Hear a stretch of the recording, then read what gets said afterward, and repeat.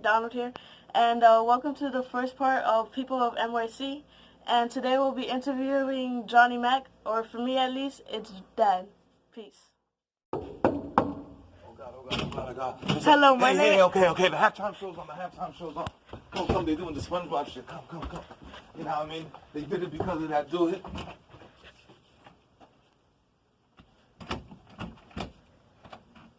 Oh my fucking God, I left this shit loud. Why did I leave it loud? I was coming to get the dang on door. I don't know why I closed the damn door. Maybe there's a draft and it closed, but it's on the slam lock. Now I'm missing the dang on halftime show, but wait. If you listen carefully, let me borrow this for a moment. If you listen carefully, you can hear the halftime show from under the door.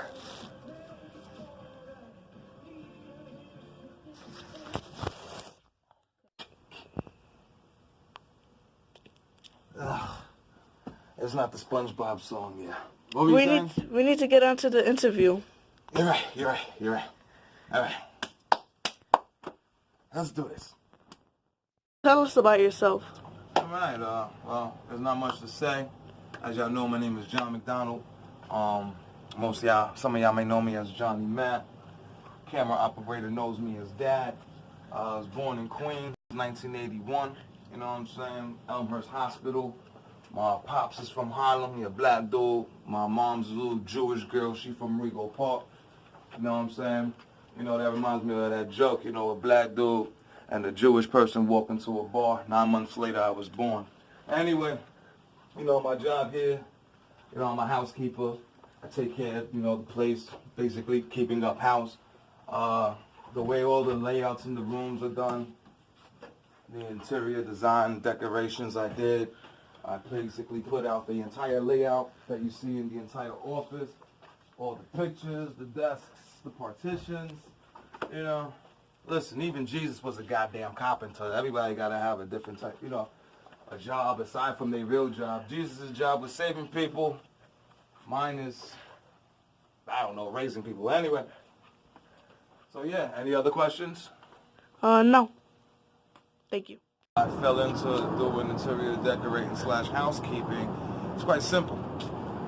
Back in the day, I used to work in the World Trade Center in Twin Towers. I used to work for a company named ABM, American Building Maintenance. I used to work for them when I was about 18 years old because my foster family, my Aunt Jeanette, Uncle Chico, they used to work there. So for the summers, I used to go visit, help out. Then eventually I got employed there. Well, you know, the reason why I'm not working there anymore is because, you know, the events that happened of 9/11. But, yeah, I was able to take those skills and, you know, I had my own business for a while. You know, it sounds kind of corny, don't laugh. It was crime fighters, you know. That didn't kind of do well, you know, because, you know, whatever. But the first company I had, it was called Cook's Cleaning Service, you know. My slogan was, you know, we clean your house faster than a thief in the night. Well, you could basically tell that didn't take off too well either. I guess no one, you know, it was too close to home. Boom. But, yeah, so that's how I fell into that.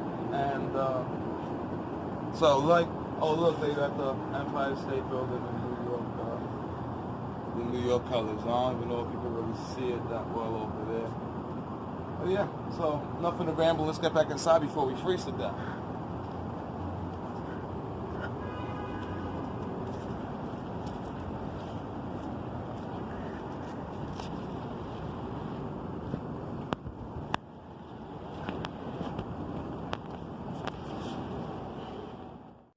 What are you doing? Well, you know how I locked myself out the room, right? So I figured, here, let me show you. If I position myself just carefully, I could watch the game from over here. See? Always thinking. Who's winning? That's a crazy question. All right, where was I 9/11? I used to live in Brownsville, you know what I'm saying? So at the time, I used to live on East 93rd Street and Rutland Road. So from my window, you could see the Twin Towers.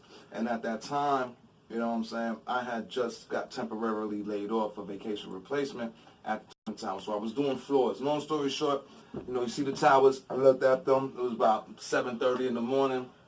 Hop on the train. Supposed to be at work about, I don't know, I forget, but I was always late. So anyway, the job at the time I was doing floors, I was about 20 years old. So I get to 93rd in Amsterdam. We had to work at some penthouse. So when I get to the building, I had to go through the freight. So the dude's it's one of those old school elevators where you got to actually catch the floor with that lever. So the Spanish cat in there, presuming I was Spanish, the dude, he starts speaking to me in Spanish, and all I heard was World Trade Center. You know what I'm saying? And I'm like, wait, Pop, I'm not Spanish. What you talking about? He was like, yo, man, an airplane just flew into the World Trade Center. I gave him hella side face, fuck out of here, you bullshit me. He's like, no, for real, man. So I get off from the floor, get to the penthouse, and yeah, sure as shit, man. A-Tower was standing there smoking. You know what I'm saying? And, it was a weird sight. You know what I mean? So, now, the way I'm looking at y'all right now, that's me facing downtown. Behind me, in this dude's crib, he had a big floor-to-ceiling mirror. So as I'm facing north, in the reflection, you could see downtown. He also had a TV right here. So, as, I'm watching the mirror, as I'm looking at the mirror, A-Tower smoking, all of a sudden, through a reflection, you just see B-Tower light up. Whoosh! You know what I'm saying? And then, because of the delay, then on the TV, you see it. Now we know it's not a mistake. Now something's going on. So, time going by, you see all the ambulances, fire trucks, and police, everything just rushing downtown. It was strange, because it was just wild. So everything's rushing downtown. So I'm standing there, you know what I'm saying? We watching this shit smoking. My homie's over here still working. I'm like, fuck this, I ain't doing shit. The actor dude agrees with me, you know what I'm saying? And then, the wildest shit happened, man. It was then all of a sudden, you just see B-Tower just, and then just gone. Staples of New York City, one of them is now just gone. It was almost as if it was never fucking there. So, I'm surprised I'm not even crying right now, but, so as B-Tower is done, it's gone, it's finished, you're looking at A-Tower, and it's crazy how the Freedom Tower up the blocks reminds me so much of how A-Tower looked when it was just standing there alone, you know what I'm saying? And then a few minutes later, yeah, man, A-Tower goes down. Woo. And it was crazy because, I don't know how else to express it, but something you've seen in your whole life that's just been there within the span of an hour, an hour? Just gone. And I don't know who did it. I don't know if it was Muslims. I don't care if it was our government. You know what I'm saying? It doesn't matter who did it. What matters is that it happened. And, the World Trade Center was my life. I worked in there. My family worked in there. They got out all right. And, the fucking thing is 3,000 people vanished in downtown Manhattan. That's wild shit, you know what I'm saying? And, so, the towers are gone, you know what I mean? So New York City life, has to move on. But the strangest thing, the wildest thing about, I got all the newspapers from September 11, that whole year from September 12th all the way on. And what's really wild, the thing I'll never forget, is all the missing people pictures. I wish I had the newspapers here to show you, I have them in storage, but all the pages upon pages upon pages of people just missing, going into the train station.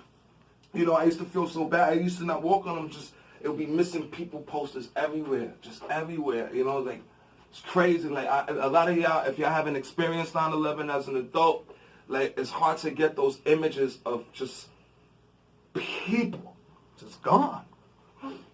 So, yeah. So on the light note, this picture behind you over here, you know what I mean? I did that. You see it? You able to see it? I did that on the first anniversary of September 11 in 2002, and I was bored as shit. So I grabbed my magnifying glass and I burnt all that shit. I did that with the sun using the magnifying glass. You know what I mean? So that's my experience on 9/11. That's that. Now, can we take a cut so that way I can go wipe these tears out of my eyes? You know what I mean?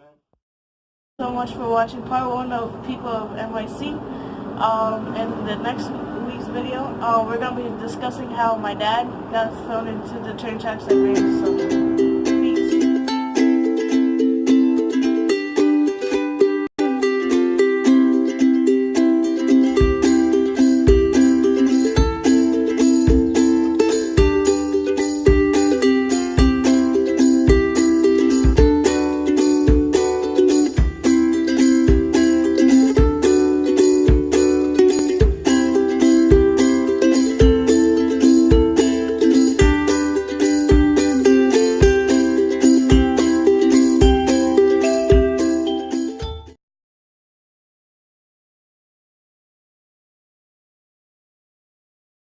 So, who won the Super Bowl?